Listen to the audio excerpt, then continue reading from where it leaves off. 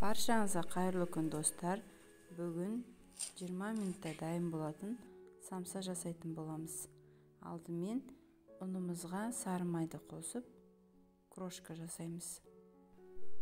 Майды барлық ұнға біркелкі ғып үгітеміз. Менің каналыма тіркелмеген болсаңыз тіркеліп, лайк басып, қоңыраушаны баса кетіңіз.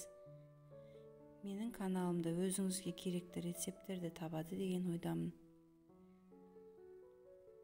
Майды ұнымызға барлық үгітіп болдық.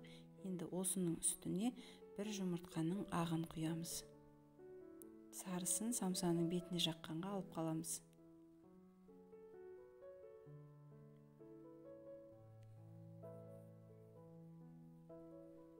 Жұмыртқаның үстіне қопсытқыш және тұзымызды саламыз. Кішкене бір араластырып жіберіңіздер, тұз бен қопсытқыш еру үшін. Осының үстіне енді айранымызды құямыз. Менде мұнда айран, қолдың айраны.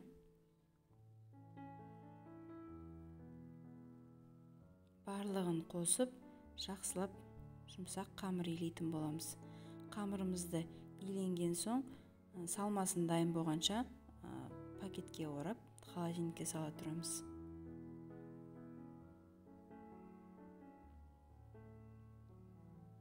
Салмасына мен тауық етінен жасадым. Тауық етін пышақпен турап алдым, ұсақтап. Және кішкене құйрық май салдым. Бұл өз қалауларыңызша. Қалаған салмадан жасасаңыздар болады. Сиырдың етінен, қойдың етінен жасасаңыздар да.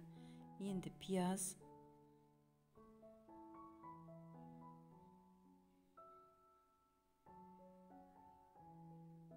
картоп, ұсақтап туралған. Дәміне қарай қара бұрыш,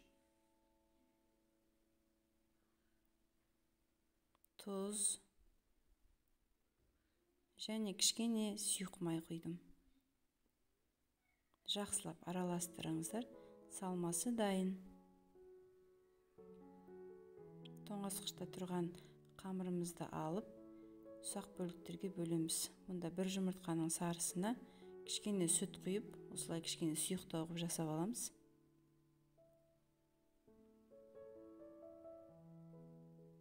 Иленген қамырымызды осындай кіші бөліктерге бөлдім. Менде 20 бөлік шықты.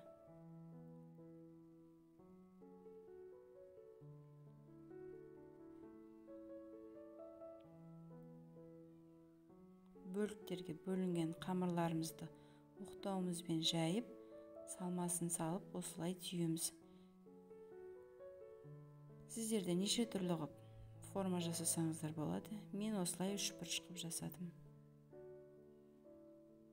Жақсылап бір-біріне жабыстырып түйіңіздер, ашылып кетпес үшін. Және осылай төңкеріп қойып, бетіне жұмыртқаның сарысын жағып шығамыз. Менде әшел пеште 200-220 градуста 30-35 минут пісіріп алдым. Сіздер өз духовкаларыңыздың ыстықтығына қараңыздар. Самсамыз дайын. Міне осындай әп-әдемі наны жұп-жұмсақ болып шығады. Сіздер де жасап көріңіздер.